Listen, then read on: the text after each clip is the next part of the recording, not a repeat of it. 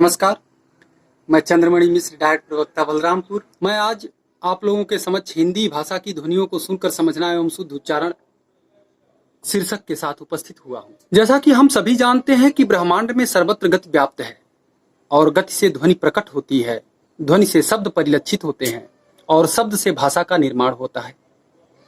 ध्वनि शब्दों का आधार तथा भाषा की लघुतम इकाई है। शिक्षु ध्वनियों के बारे में जान सकेंगे, ध्वनि एवं वर्णों में अंतर बता सकेंगे, भाषा में ध्वनि को स्पष्ट कर सकेंगे तथा छात्रों को सुनकर समझने में समर्थ बना सकेंगे। ध्वनियों के भेद एवं उच्चारण स्थान को समझ सकेंगे। छात्रों को वर्णों के शुद्ध उच्चारण का अभ्यास करा सकेंगे। विद्यालय में प्रवेश लेने के पूर्व ही बच्चे भाषाई कौशल की जो प्राथमिक दक्षताएं हैं उन्हें कुछ हद तक प्राप्त कर लेते हैं। वे अपने माँ बाप, परिवार की बातों को सुनकर समझने तथा अपना मतलब बताने में समर्थ रहते हैं। इतना ही नहीं, बच्चे गाड़ी, मोटर, पशु पक्षी आदि की आवाजों को भी जानते और समझते हैं, बस उन्हें अब तक भाषिक ध्वनियों की पहचान नहीं हुई होती है। यानी कि लिखित रूप को वर्ण तथा वर्ण के उच्चरित रूप को ध्वनि कहा जाता है। हिंदी भाषा की ध्वनियों को देवनागरी लिपि में वैज्ञानिकता के आधार पर वर्णमाला में क्रमबद्ध और सुव्यवस्थित रूप से रखा गया है। हिंदी वर्णमाला में कुल 52 वर्ण है, जिसमें 11 स्वर, 2 अयोगवाह, 25 स्पर्श व्यंजन, 4 अंतस्थ व्यंजन, 4 ऊष्म व्यंजन तथा 4 संयुक्त व्यंजन के साथ ही साथ 2 उच्छिष्ट व्यंजन भी सम्मिलित हैं। प्रशिक्षु बच्चों को इन भाषिक ध्वनियों के बारे में सरल एवं स्पष्ट ढंग से समझा सकें, इसके लिए आवश्यक है कि प्रशिक्षु स्वयं इस बारे में पूरी तरह जानकारी रखें। यह तभी संभव है जब उन्हें वाग् यंत्र अर्थात ध्वनि यंत्र की समझ हो। इस चित्र में निर्दिष्ट अवयवों की सहायता से ध्वनियां उच्चरित होती हैं। जो आपको यह चित्र दिखाई दे रहा है, इसमें जो अवयव हैं इन्हीं से ध्वनियां उच्चरित होती हैं। यह अवयव उच्चरित ध्वनियों के उच्चारण स्थान कहलाते हैं। इन्हीं के आधार पर वर्णों का नामकरण भी होता है। वाग् यंत्र के आधार पर ध्वनियों का उच्चारण स्थान संस्कृत के सूत्रों के अनुसार। अब यह जो चित्र आपके सामने उपस्थित है, इस चित्र में वर्णों के नाम जैसे कंठ वर्ण, दंत वर्ण और उनके उच्चारण स्थान जैसे कंठ, दांत और बाईं तरफ सूत्र तथा दाईं तरफ व्यंजन को स्थान दिया गया है। इस चार्ट में प्रथम कंठ वर्ण, जिसका उच्चारण स्थान कंठ है, इसके अंतर्गत अ, आ स्वर व विसर्ग तथा क, ख, ग, घ, ङ और ह व्यंजन आते हैं। इनका सूत्र है अकूह विसर्जनीयानाम कंठः। दूसरा जो तालव्य वर्ण है, इसका उच्चारण स्थान तालु है। इसमें ई स्वर तथा च, छ, ज, झ, ञ, य और श व्यंजन उच्चरित होते हैं। सूत्र है ईचू यशानाम तालु। तीसरा जो मूर्धन्य वर्ण है, इसका उच्चारण स्थान मूर्धा है। इसमें री स्वर तथा ट, ठ, ड, ढ, ड़, र, श व्यंजन उच्चरित होते हैं। सूत्र है ऋटु रसाणाम मूर्धा। चौथा दंत्य वर्ण, इसका उच्चारण स्थान दांत है। इसका सूत्र है लृ तु लसानाम दंताः। इसमें त, थ, द, ध, न, ल, श व्यंजन उच्चरित होते हैं। पांचवा ओष्ठ वर्ण, इसका उच्चारण स्थान ओठ। इससे उच्चरित होने वाले स्वर उ, एवं व्यंजन प, फ, ब, भ, म है। सूत्र है उपपद्मानीयानाम मोष्ठौ। उपपद्मानीयानाम मोष्ठौ। पांचवा अनुनासिक वर्ण, इसका उच्चारण स्थान नाक और संबंधित वर्ग का उच्चारण स्थान है। जैसे ङ, क, ख, ग, घ, ङ का जो कंठ और नाक, ञ का नाक और तालु ण, ण का नाक और मूर्धा, न, नाक का, न का न, नाक और दांत, म का ओठ और नाक से उच्चरित होते हैं। इनका सूत्र भी स्पष्ट है। ञ मंगला नाम नासिका च माने और, नासिका और संबंधित मतलब नाक और संबंधित वर्ग के जिस वर्ग का वह व्यंजन है उस वर्ग का उच्चारण स्थान और नासिका। कंठ तालव्य वर्ण, कंठ तालव्य वर्ण का उच्चारण स्थान कंठ तालु है। इसके अंतर्गत ए ऐ स्वर आते हैं। सूत्र है ए दैतोह कंठ तालु। फिर कंठोष्ठ वर्ण, कंठोष्ठ वर्ण में इसका उच्चारण स्थान कंठ और ओठ है। इसके अंतर्गत ओ औ स्वर आते हैं। उच्चारण है, सूत्र है ओ दौतोह कंठोष्ठम। दंत्योष्ठ वर्ण, दंत्योष्ठ वर्ण का उच्चारण स्थान दांत और ओठ है। इसके अंतर्गत व वकारस्य दंतोष्ठम, व व्यंजन आता है। सूत्र वकारस्य दंतोष्ठम। अनुस्वार, सबसे निचले पायदान पे आप देख रहे हैं, इसमें अनुस्वार ये अयोगवाह है। इसका उच्चारण स्थान नाक होता है, नाक होती है और सूत्र है नासिकानुस्वारस्य। यह अनुस्वार वर्ण पूरी तरह से नाक द्वारा उच्चरित होता है। आपके समक्ष एक उच्चारण स्थान के आधार पर वर्गीकरण यहाँ पर प्रदर्शित हो रहा है, जिसमें आप देख रहे हैं कि कंठ 3 भागों में बटा है। कंठ और जिह्वा पश्च इसके द्वारा क ख ग घ उच्चरित होता है। केवल कंठ अ आ उच्चरित होते हैं। कंठ और अलिजिह्वा जिसको काग या कौवा भी कहते हैं, सभी अनुनासिक स्वर इससे उच्चरित होते हैं। दूसरा है काकल्य, काकल्य को उरस से भी कहते हैं। इससे विसर्ग और ह का उच्चारण होता है। जिह्वा मूलीय जो आगत ध्वनियां हैं, फारसी भाषा से जो आई हुई आगत ध्वनियां हैं, उसमें क ख य क क ख य फ, यह सभी जिह्वा मूलीय ध्वनियां हैं। तथा चौथा जो नासिक्य, नासिक्य में आप देख रहे हैं कि नाक के द्वारा, जो पूर्णतः नाक के द्वारा होता है उच्चारण जिसका, वह अनुस्वार है। नाक और मुख के द्वारा अनुनासिक न, म, अंग, ड़, न और अ, आ, ई आदि स्वर भी, यानी अनुनासिक स्वर भी इसी में नासिक के अंतर्गत आते हैं।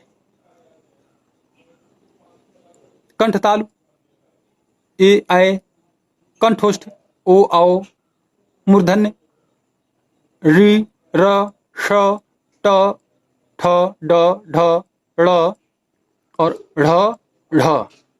ढ़ ढ ये दोनों उच्छिष्ट व्यंजन हैं। इनका प्रयोग बीच में होता है। जैसे पढ़ना सड़क, चढ़ना लड़ाई। दंत्य वर्ण, इसमें स त थ द ध वर्ष न, न, र, र, ल, ल, श, ज ये वर्ष के अंतर्गत आते हैं। तालव्य ई,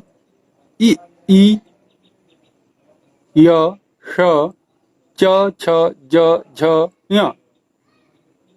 दंतोष्ठ व, ओष्ठ उ, प, फ, ब, भ। हिंदी वर्णमाला में हम देखें कि हिंदी वर्णमाला स्वर और व्यंजन आदि में विभक्त है।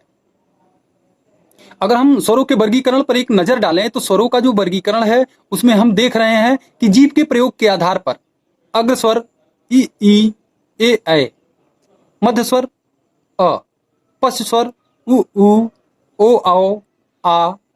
ओठ की स्थिति के आधार पर जब स्वरों के उच्चारण में ओठ की स्थिति गोल हो जाती है तो वह वृत्तमुखी स्वर कहलाते हैं, तथा जी जो गोल नहीं होते हैं वह अवृत्तमुखी स्वर कहलाते हैं।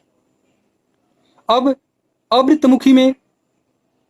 अवृत्तमुखी के अंतर्गत ई ई ए ऐ अ आ आते हैं, जबकि वृत्तमुखी के अंतर्गत उ ऊ ओ औ आ, ये जो ऑफिस का अ जो मुख्य विवर है उसके खुलने के आधार पर समृत अर्थात बंद, इसके अंतर्गत ई ई उ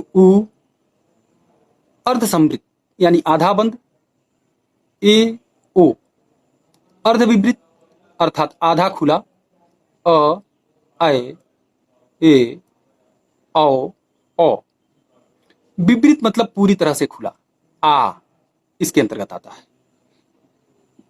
मात्रा काल के आधार पर अर्थात ध्वनियों के उच्चारण में लगने वाले समय के आधार पर इसके अंतर्गत स्वरों को 3 भागों में विभक्त किया गया है: हरस्व स्वर, दीर्घ स्वर और प्लुत स्वर। हरस्व स्वर में अ ई उ इनके उच्चारण में कम समय लगता है, जबकि दीर्घ स्वर जैसे आ ई उ ए ऐ ओ औ इन सबों में हरस्व स्वरों की अपेक्षा ज्यादा समय लगता है। प्लुत इसके उच्चारण में बहुत अधिक समय लगता है, जैसे ओम। इसको लिखने के लिए ओ के आगे हिंदी का 3 बना दिया जाता है। यदि आप देखे होंगे कि जब सुबह मुर्गा बांग देता है तो वह कुकड़ू कू, जो कू बहुत देर तक बोलता है, वह प्लुत स्वर है। प्लुत स्वर में बोलने वाले पक्षी में मोर का भी उच्चारण प्लुत स्वर में ही होता है। उत्पत्ति के आधार पर स्वरों को 3 भागों में विभक्त करते हैं। अभी हमने देखा कि उच्चारण में लगने वाले समय यानी मात्रा काल के आधार पर भी 3 भागों में विभक्त था, तो उत्पत्ति के आधार पर भी स्वर 3 भागों में विभक्त होते हैं: मूल स्वर, दीर्घ स्वर, संयुक्त स्वर। मूल स्वर यानी हरस्व स्वर जो है वो मूल स्वर, दीर्घ स्वर उसके अंतर्गत आ ई उ आते हैं, और संयुक्त स्वरों में ए ऐ ओ औ ये स्वर सम्मिलित है। आगे एक दूसरा चित्र है, उसमें अग्र स्वर के अंतर्गत ई ए ऐ तथा पश्च स्वर के अंतर्गत उ ओ औ आ रहे हैं, जबकि मध्य या केंद्रीय स्वर के ठीक नीचे अ है। यह उदासीन और विपरीत भी होता है, इसे केंद्रीय स्वर भी कहते हैं।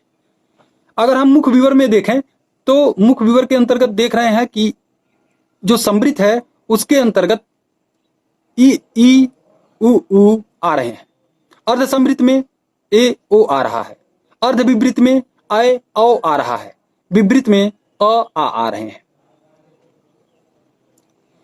और ओठ की स्थिति के आधार पर अगर हम देखें तो ई ए ऐ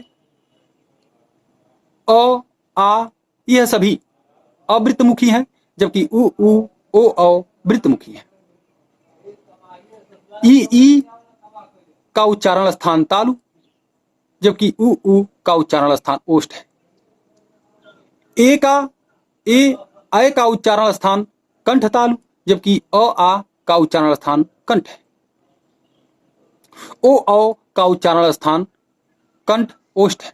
हिंदी वर्णमाला की ध्वनियों के चाहे स्वर हो या व्यंजन हो, उनके खास करके प्रयत्नों के बारे में पर सबसे पहले प्रश्न यह उठता है कि प्रयत्न किसे कहते हैं। प्रयत्न वर्णों के उच्चारण में किए जाने वाले आंतरिक प्रयासों को प्रयत्न कहते हैं। अर्थात ध्वनि के उच्चारण में हमें प्रयत्न यानी प्रयास या चेष्टा करना पड़ता है।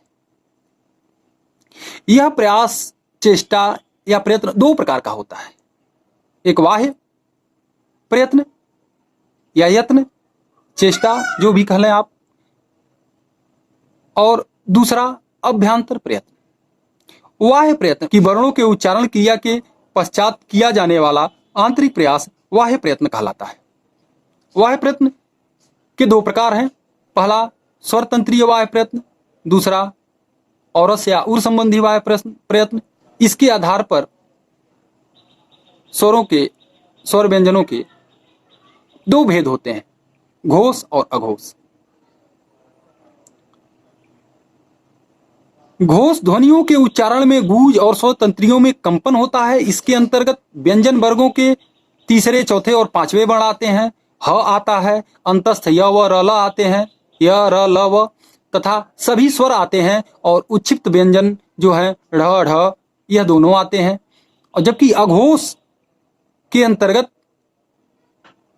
इसमें तो न तो गूंज होती है और न ही स्वर तंत्रियों में कंपन होता है। इसमें व्यंजन वर्गों के पहले और दूसरे वर्ण तथा ऊष्म व्यंजन के श, श, स तीनों सकार सम्मिलित होते हैं।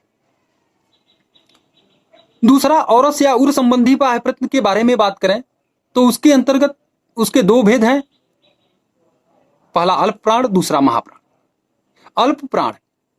अल्प प्राण ध्वनियों के अंतर्गत वायु की जो मात्रा होती है कम प्रयोग में लाई जाती है। इसके अंतर्गत व्यंजन वर्ग के पहले, तीसरे, पांचवें वर्ण, अंतस्थ व्यंजन, सभी स्वर और द्विगुण व्यंजन का जो ढ़ होता है, ढ़, सड़क, लड़ाई, ढ़ ढ़, वह आता है।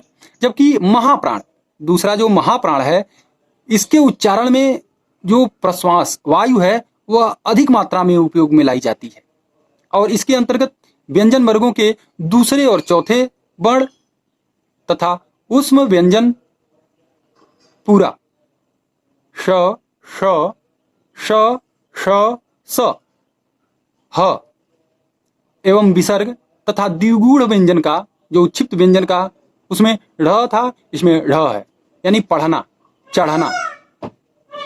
और अभ्यांतर प्रयत्न, अब हम अभ्यांतर प्रयत्न के बारे में चर्चा करेंगे। वर्णों के उच्चारण से पहले किए जाने वाला, वह ध्यान से देखिएगा, वह प्रयत्न जो था वह वर्णों के उच्चारण के पश्चात था और ये अभ्यांतर प्रयत्न जो है यह वर्णों के उच्चारण से पहले किए जाने वाला आंतरिक प्रयास है। वह भी आंतरिक प्रयास था किंतु वर्णों के उच्चारण की प्रक्रिया के बाद था। यह वर्णों के उच्चारण से पहले किए जाने वाला आंतरिक प्रयास ही अभ्यांतर प्रयत्न कहलाता है। अभ्यांतर प्रयत्न वर्णों के स्फुट उच्चरित होने के पूर्व होता है। आधार पर 5 प्रकार के होते हैं, जैसे स्पृष्ट प्रयत्न, स्पृष्टम प्रयत्नम स्पर्शानाम। इसमें स्वर तंत्रियां सामान्य रूप से खुली रहती हैं। इसमें वायु स्वर तंत्रियों के साथ घर्षण करते हुए बाहर निकलती है, स्वर तंत्रियों में कंपन होता है और उच्चारण में बल लगाया जाता है। यह स्पृष्ट प्रयत्न है। इसके अंतर्गत स्पर्श व्यंजन आते हैं। ईषत् स्पृष्ट का मतलब है थोड़ा छूना। इसमें भी स्वर तंत्रियां सामान्य रूप से खुली रहती हैं किंतु स्वर तंत्रियों में कंपन कम होता है और उच्चारण में भी कम बल लगता है। इसके अंतर्गत अंतस्थ व्यंजन आते हैं। ईषत् स्पृष्टम अंतस्थानाम, यह इसका सूत्र है। तीसरा जो ईषद विवृत मतलब खुलना और ईषद विवृत मतलब थोड़ा खुलना। इसमें स्वर तंत्रियां बहुत कम खुलती हैं, उच्चारण में बल अधिक लगाया जाता है, संघर्ष और कंपन भी अधिक होता है, जिसके कारण मुंह से उच्चारण के समय निकलने वाली जो वायु होती है वह गर्म हो जाती है। इसलिए इसके अंतर्गत ऊष्म व्यंजन आते हैं। ईषद विवृतम मुष्माणाम। विवृत यानी पूर्ण रूप से खुला हुआ। इसमें स्वर तंत्रियां पूरी तरह से खुली रहती हैं। इसके अंतर्गत सभी स्वर आते हैं। विवृत स्वराणाम।